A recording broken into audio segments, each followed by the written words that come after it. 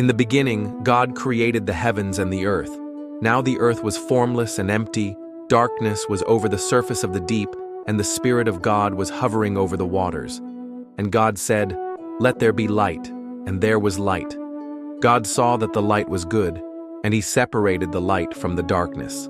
God called the light day, and the darkness he called night. And there was evening, and there was morning, the first day. And God said, "Let there be a vault between the waters to separate water from water." So God made the vault, and separated the water under the vault from the water above it. And it was so. God called the vault sky. And there was evening, and there was morning, the second day. And God said, "Let the water under the sky be gathered to one place, and let dry ground appear." And it was so. God called the dry ground land, and the gathered waters he called seas. And God saw that it was good. Then God said, "Let the land produce vegetation, seed-bearing plants and trees on the land that bear fruit with seed in it, according to their various kinds." And it was so. The land produced vegetation, plants bearing seed according to their kinds, and trees bearing fruit with seed in it according to their kinds. And God saw that it was good. And there was evening, and there was morning, the third day. And God said, "Let there be lights in the vault of the sky to separate the day from the night, and let them serve as signs to mark sacred times and days and years, and let them be lights in the vault of the sky to give light on the earth." And it was so. God made two great lights, the greater light to govern the day, and the lesser light to govern the night. He also made the stars. God set them in the vault of the sky to give light on the earth, to govern the day and the night, and to separate light from darkness. And God saw that it was good. And there was evening, and there was morning, the fourth day. And God said, "Let the water teem with living creatures, and let birds fly above the earth across the vault of the sky." So God created the great creatures of the sea, and every living thing with which the water teems, and that moves about in it, according to their kinds, and every winged bird according to its kind. And God saw that it was good. God blessed them and said, "Be fruitful and increase in number, and fill the water in the seas, and let the birds increase on the earth." And there was evening, and there was morning, the fifth day. And God said, "Let the land produce living creatures according to their kinds, the livestock, the creatures that move along the ground, and the wild animals, each according to its kind." And it was so. God made the wild animals according to their kinds, the livestock according to their kinds, and all the creatures that move along the ground according to their kinds. And God saw that it was good. Then God said, "Let us make mankind in our image, in our likeness, so that they may rule over the fish in the sea and the birds in the sky, over the livestock and all the wild animals, and over all the creatures that move along the ground." So God created mankind in his own image. In the image of God he created them. Male and female he created them. God blessed them and said to them, "Be fruitful and increase in number, fill the earth and subdue it. Rule over the fish in the sea and the birds in the sky, and over every living creature that moves on the ground." Then God said, "I give you every seed-bearing plant on the face of the whole earth, and every tree that has fruit with seed in it. They will be yours for food. And to all the beasts of the earth, and all the birds in the sky, and all the creatures that move along the ground, everything that has the breath of life in it, I give every green plant for food." And it was so. God saw all that he had made, and it was very good. And there was evening, and there was morning, the sixth day. Thus the heavens and the earth were completed in all their vast array. By the seventh day, God had finished the work he had been doing.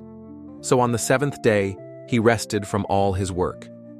Then God blessed the seventh day and made it holy, because on it he rested from all the work of creating that he had done. This is the account of the heavens and the earth when they were created, when the Lord God made the earth and the heavens. Now no shrub had yet appeared on the earth, and no plant had yet sprung up, for the Lord God had not sent rain on the earth, and there was no one to work the ground.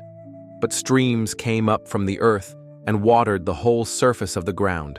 Then the Lord God formed a man from the dust of the ground and breathed into his nostrils the breath of life, and the man became a living being. Now the Lord God had planted a garden in the east, in Eden, and there he put the man he had formed. The Lord God made all kinds of trees grow out of the ground, trees that were pleasing to the eye and good for food. In the middle of the garden were the tree of life and the tree of the knowledge of good and evil. A river watering the garden flowed from Eden. From there it was separated into 4 headwaters. The name of the first is the Pishon. It winds through the entire land of Havilah, where there is gold. The gold of that land is good. Aromatic resin and onyx are also there. The name of the second river is the Gihon. It winds through the entire land of Cush. The name of the third river is the Tigris.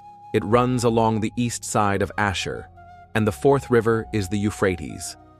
The Lord God took the man and put him in the Garden of Eden to work it and take care of it. And the Lord God commanded the man, "You are free to eat from any tree in the garden, but you must not eat from the tree of the knowledge of good and evil, for when you eat from it, you will certainly die." The Lord God said, "It is not good for the man to be alone. I will make a helper suitable for him." Now the Lord God had formed out of the ground all the wild animals and all the birds in the sky. He brought them to the man to see what he would name them, and whatever the man called each living creature, that was its name. So the man gave names to all the livestock, the birds in the sky, and all the wild animals. But for Adam, no suitable helper was found. So the Lord God caused the man to fall into a deep sleep, and while he was sleeping, he took one of the man's ribs and then closed up the place with flesh. Then the Lord God made a woman from the rib he had taken out of the man, and he brought her to the man. The man said, "This is now bone of my bones and flesh of my flesh. She shall be called woman, for she was taken out of man." That is why a man leaves his father and mother and is united to his wife, and they become one flesh. Adam and his wife were both naked, and they felt no shame. Now the serpent was more crafty than any of the wild animals the Lord God had made. He said to the woman, "Did God really say, 'You must not eat from any tree in the garden'?" The woman said to the serpent, "We may eat fruit from the trees in the garden, but God did say, 'You must not eat fruit from the tree that is in the middle of the garden, and you must not touch it, or you will die.'" "You will not certainly die," the serpent said to the woman. "For God knows that when you eat from it, your eyes will be opened, and you will be like God, knowing good and evil." When the woman saw that the fruit of the tree was good for food and pleasing to the eye, and also desirable for gaining wisdom, she took some and ate it.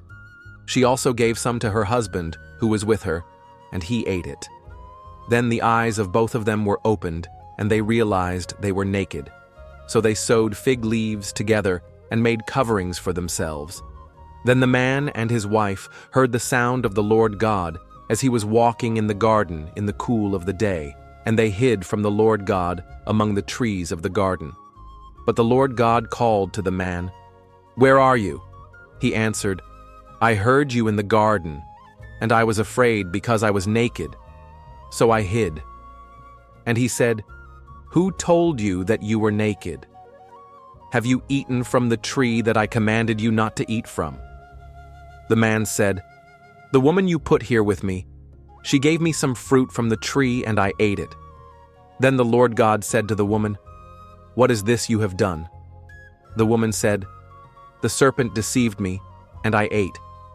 So the Lord God said to the serpent, "Because you have done this, cursed are you above all livestock and all wild animals. You will crawl on your belly, and you will eat dust all the days of your life. And I will put enmity between you and the woman, and between your offspring and hers. He will crush your head, and you will strike his heel." To the woman he said, "I will make your pains in childbearing very severe. With painful labor you will give birth to children. Your desire will be for your husband, and he will rule over you." To Adam he said, "Because you listened to your wife and ate fruit from the tree about which I commanded you, you must not eat from it. Cursed is the ground because of you. Through painful toil you will eat food from it all the days of your life. It will produce thorns and thistles for you, and you will eat the plants of the field. By the sweat of your brow you will eat your food until you return to the ground, since from it you were taken. For dust you are, and to dust you will return." Adam named his wife Eve, because she would become the mother of all the living. The Lord God made garments of skin for Adam and his wife and clothed them. And the Lord God said, "The man has now become like one of us, knowing good and evil. He must not be allowed to reach out his hand and take also from the tree of life and eat and live forever." So the Lord God banished him from the Garden of Eden to work the ground from which he had been taken. After he drove the man out, he placed on the east side of the Garden of Eden cherubim and a flaming sword flashing back and forth to guard the way to the tree of life. Adam made love to his wife Eve, and she became pregnant and gave birth to Cain. She said, "With the help of the Lord I have brought forth a man." Later she gave birth to his brother Abel. Now Abel kept flocks, and Cain worked the soil. In the course of time, Cain brought some of the fruits of the soil as an offering to the Lord, and Abel also brought an offering, fat portions from some of the firstborn of his flock. The Lord looked with favor on Abel and his offering, but on Cain and his offering he did not look with favor. So Cain was very angry, and his face was downcast. Then the Lord said to Cain, "Why are you angry? Why is your face downcast? If you do what is right, will you not be accepted? But if you do not do what is right, sin is crouching at your door. It desires to have you, but you must rule over it." Now Cain said to his brother Abel, "Let's go out to the field." While they were in the field, Cain attacked his brother Abel and killed him. Then the Lord said to Cain, "Where is your brother Abel?" "I don't know," he replied. "Am I my brother's keeper?" The Lord said, "What have you done? Listen, your brother's blood cries out to me from the ground. Now you are under a curse and driven from the ground, which opened its mouth to receive your brother's blood from your hand. When you work the ground, it will no longer yield its crops for you. You will be a restless wanderer on the earth." Cain said to the Lord, "My punishment is more than I can bear. Today you are driving me from the land, and I will be hidden from your presence. I will be a restless wanderer on the earth, and whoever finds me will kill me." But the Lord said to him, "Not so. Anyone who kills Cain will suffer vengeance 7 times over." Then the Lord put a mark on Cain so that no one who found him would kill him.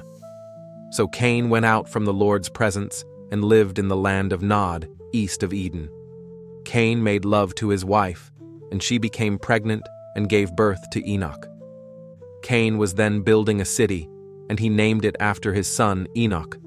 To Enoch was born Irad, and Irad was the father of Mehujael, and Mehujael was the father of Methushael, and Methushael was the father of Lamech. Lamech married 2 women, one named Adah and the other Zillah. Adah gave birth to Jabal. He was the father of those who live in tents and raise livestock. His brother's name was Jubal. He was the father of all who play stringed instruments and pipes. Zillah also had a son, Tubal-Cain, who forged all kinds of tools out of bronze and iron. Tubal-Cain's sister was Naamah. Lamech said to his wives, "Adah and Zillah, listen to me. Wives of Lamech, hear my words. I have killed a man for wounding me, a young man for injuring me. If Cain is avenged 7 times, then Lamech 77 times?" Adam made love to his wife again, and she gave birth to a son and named him Seth, saying, "God has granted me another child in place of Abel, since Cain killed him." Seth also had a son, and he named him Enosh. At that time people began to call on the name of the Lord. This is the written account of Adam's family line. When God created mankind, He made them in the likeness of God. He created them male and female and blessed them. And He named them mankind when they were created. When Adam had lived 130 years, he had a son in his own likeness, in his own image, and he named him Seth. After Seth was born, Adam lived 800 years and had other sons and daughters. Altogether, Adam lived a total of 930 years, and then he died. When Seth had lived 105 years, he became the father of Enosh. After he became the father of Enosh, Seth lived 807 years and had other sons and daughters. Altogether, Seth lived a total of 912 years, and then he died. When Enosh had lived 90 years, he became the father of Kenan. After he became the father of Kenan, Enosh lived 815 years and had other sons and daughters. Altogether, Enosh lived a total of 905 years, and then he died. When Kenan had lived 70 years, he became the father of Mahalalel. After he became the father of Mahalalel, Kenan lived 840 years and had other sons and daughters. Altogether, Kenan lived a total of 910 years, and then he died. When Mahalalel had lived 65 years, he became the father of Jared. After he became the father of Jared, Mahalalel lived 830 years and had other sons and daughters. Altogether, Mahalalel lived a total of 895 years, and then he died. When Jared had lived 162 years, he became the father of Enoch. After he became the father of Enoch, Jared lived 800 years and had other sons and daughters. Altogether, Jared lived a total of 962 years, and then he died. When Enoch had lived 65 years, he became the father of Methuselah. After he became the father of Methuselah, Enoch walked faithfully with God 300 years and had other sons and daughters. Altogether, Enoch lived a total of 365 years. Enoch walked faithfully with God. Then he was no more, because God took him away. When Methuselah had lived 187 years, he became the father of Lamech. After he became the father of Lamech, Methuselah lived 782 years and had other sons and daughters. Altogether, Methuselah lived a total of 969 years, and then he died. When Lamech had lived 182 years, he had a son. He named him Noah and said, "He will comfort us in the labor and painful toil of our hands caused by the ground the Lord has cursed." After Noah was born, Lamech lived 595 years and had other sons and daughters. Altogether, Lamech lived a total of 777 years, and then he died. After Noah was 500 years old, he became the father of Shem, Ham, and Japheth. When human beings began to increase in number on the earth and daughters were born to them, the sons of God saw that the daughters of humans were beautiful, and they married any of them they chose. Then the Lord said, "My spirit will not contend with humans forever, for they are mortal. Their days will be 120 years." The Nephilim were on the earth in those days, and also afterward, when the sons of God went to the daughters of humans and had children by them. They were the heroes of old, men of renown. The Lord saw how great the wickedness of the human race had become on the earth, and that every inclination of the thoughts of the human heart was only evil all the time. The Lord regretted that he had made human beings on the earth, and his heart was deeply troubled. So the Lord said, "I will wipe from the face of the earth the human race I have created, and with them the animals, the birds, and the creatures that move along the ground, for I regret that I have made them." But Noah found favor in the eyes of the Lord. This is the account of Noah and his family. Noah was a righteous man, blameless among the people of his time, and he walked faithfully with God. Noah had 3 sons, Shem, Ham, and Japheth. Now the earth was corrupt in God's sight and was full of violence. God saw how corrupt the earth had become, for all the people on earth had corrupted their ways. So God said to Noah, "I am going to put an end to all people, for the earth is filled with violence because of them. I am surely going to destroy both them and the earth. So make yourself an ark of cypress wood. Make rooms in it and coat it with pitch inside and out. This is how you are to build it. The ark is to be 300 cubits long, 50 cubits wide, and 30 cubits high. Make a roof for it, leaving below the roof an opening 1 cubit high all around. Put a door in the side of the ark and make lower, middle, and upper decks. I am going to bring floodwaters on the earth to destroy all life under the heavens, every creature that has the breath of life in it. Everything on earth will perish, but I will establish my covenant with you, and you will enter the ark, you and your sons and your wife and your sons' wives with you. You are to bring into the ark 2 of all living creatures, male and female, to keep them alive with you. 2 of every kind of bird, of every kind of animal, and of every kind of creature that moves along the ground will come to you to be kept alive. You are to take every kind of food that is to be eaten and store it away as food for you and for them. Noah did everything just as God commanded him. The Lord then said to Noah, "Go into the ark, you and your whole family, because I have found you righteous in this generation.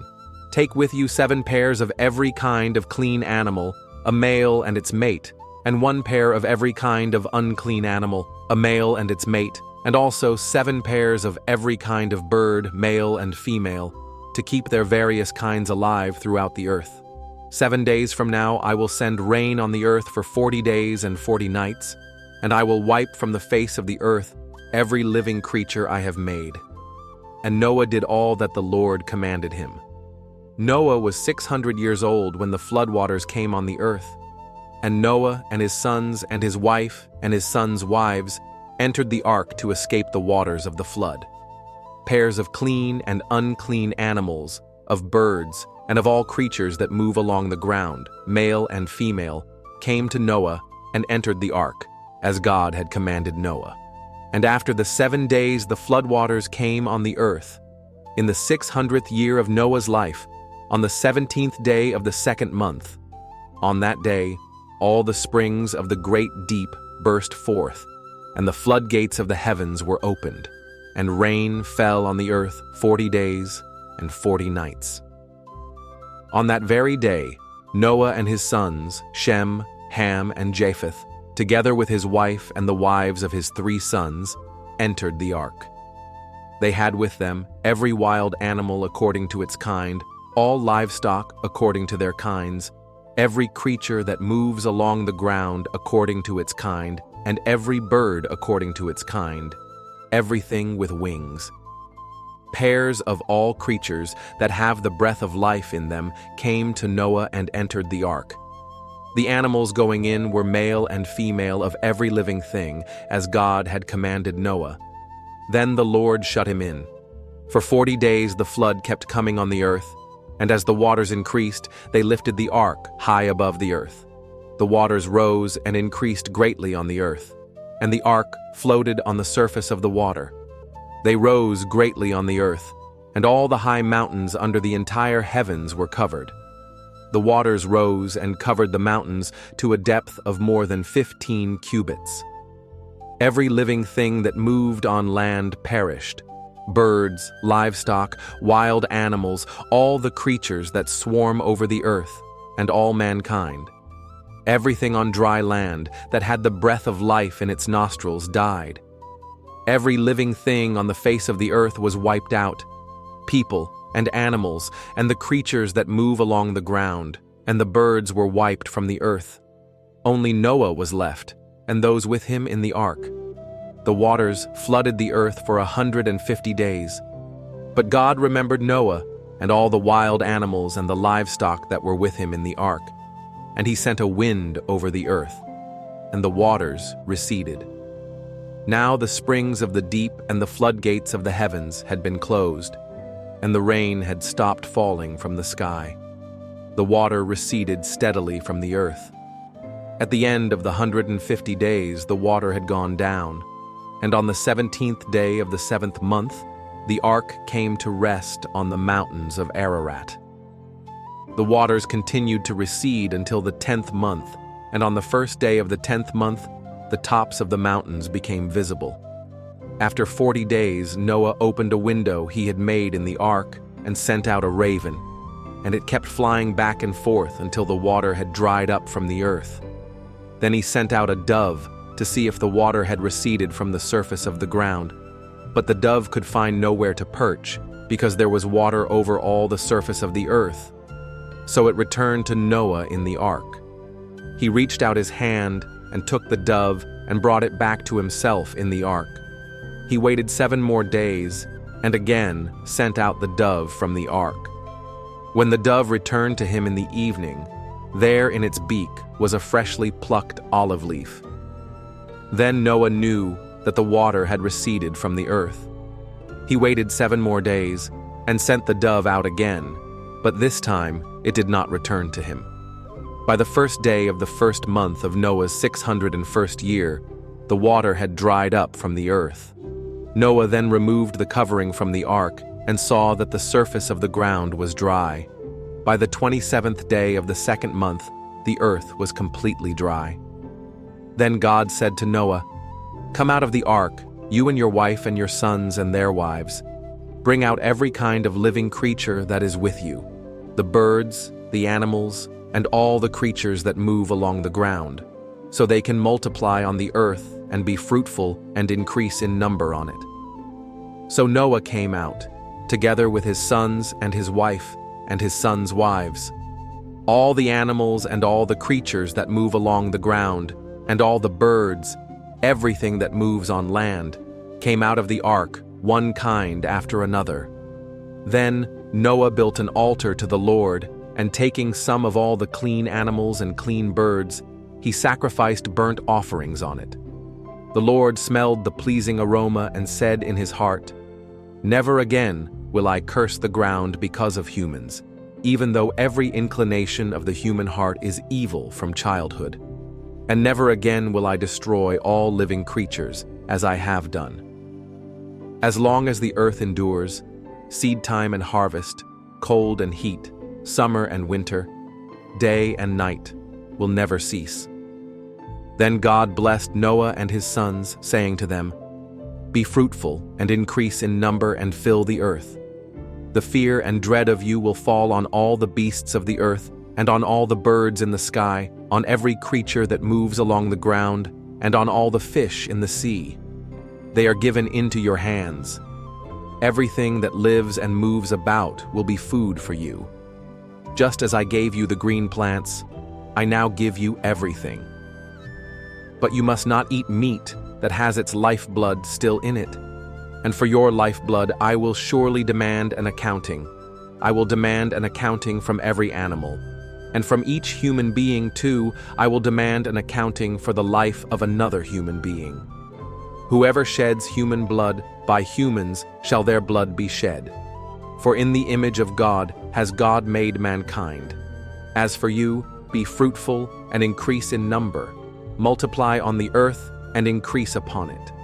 Then God said to Noah and to his sons with him, "I now establish my covenant with you and with your descendants after you, and with every living creature that was with you, the birds, the livestock, and all the wild animals, all those that came out of the ark with you, every living creature on earth. I establish my covenant with you. Never again will all life be destroyed by the waters of a flood.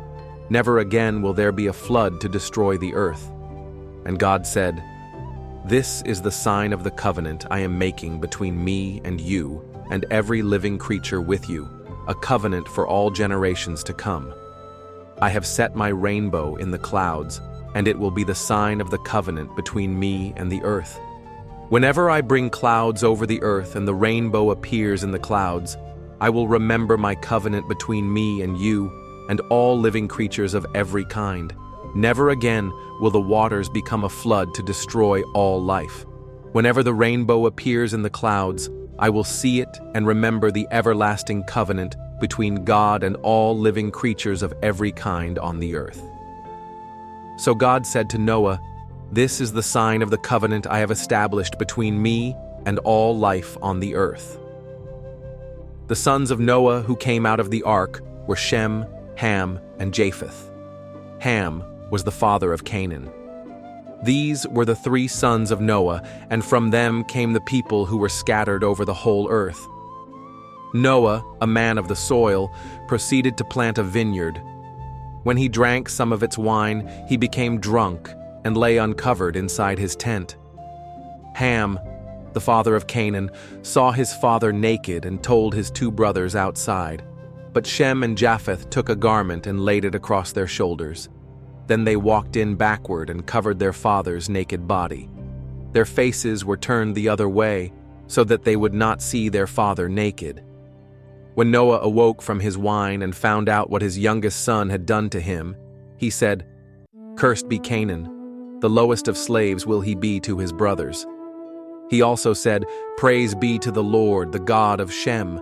May Canaan be the slave of Shem. May God extend Japheth's territory. May Japheth live in the tents of Shem, and may Canaan be the slave of Japheth." After the flood, Noah lived 350 years. Noah lived a total of 950 years, and then he died. This is the account of Shem, Ham, and Japheth, Noah's sons, who themselves had sons after the flood. The sons of Japheth: Gomer, Magog, Madai, Javan, Tubal, Meshech, and Tiras. The sons of Gomer: Ashkenaz, Riphath, and Togarmah. The sons of Javan: Elisha, Tarshish, the Kittites, and the Rodanites. From these the maritime peoples spread out into their territories by their clans within their nations, each with its own language. The sons of Ham: Cush, Egypt, Put, and Canaan. The sons of Cush: Seba, Havilah, Sabta, Rama, and Sabteka. The sons of Rama: Sheba and Dedan. Cush was the father of Nimrod, who became a mighty warrior on the earth. He was a mighty hunter before the Lord. That is why it is said, like Nimrod, a mighty hunter before the Lord. The first centers of his kingdom were Babylon, Uruk, Akkad, and Calneh in Shinar. From that land he went to Assyria, where he built Nineveh, Rehoboth-ir, Calah, and Resen, which is between Nineveh and Calah, which is the great city. Egypt was the father of the Ludites, Anamites, Lehabites, Naphtuhites, 14 Pathrusites, Casluhites, from whom the Philistines came, and Caphtorites. Canaan was the father of Sidon, his firstborn, and of the Hittites, Jebusites, Amorites, Girgashites, Hivites, Archites, Sinites, Arvadites, Zemarites, and Hamathites. Later, the Canaanite clans scattered, and the borders of Canaan reached from Sidon toward Gerar as far as Gaza, and then toward Sodom, Gomorrah, Admah, and Zeboim as far as Lasha. These are the sons of Ham by their clans and languages, in their territories and nations. Sons were also born to Shem, whose older brother was Japheth. Shem was the ancestor of all the sons of Eber. The sons of Shem: Elam, Asher, Arphaxad, Lud, and Aram. The sons of Aram: Uz, Hul, Gether, and Meshech. Arphaxad was the father of Shelah, and Shelah the father of Eber. 2 sons were born to Eber. One was named Peleg, because in his time the earth was divided. His brother was named Joktan. Joktan was the father of Almadad, Shalef, Hazarmaveth, Jerah, Hadoram, Uzal, Diklah, Obal, Abimael, Sheba, Ophir, Havilah, and Jobab. All these were sons of Joktan. The region where they lived stretched from Mesha towards Sephar in the eastern hill country. These are the sons of Shem by their clans and languages, in their territories and nations. These are the clans of Noah's sons, according to their lines of descent within their nations. From these, the nations spread out over the earth after the flood.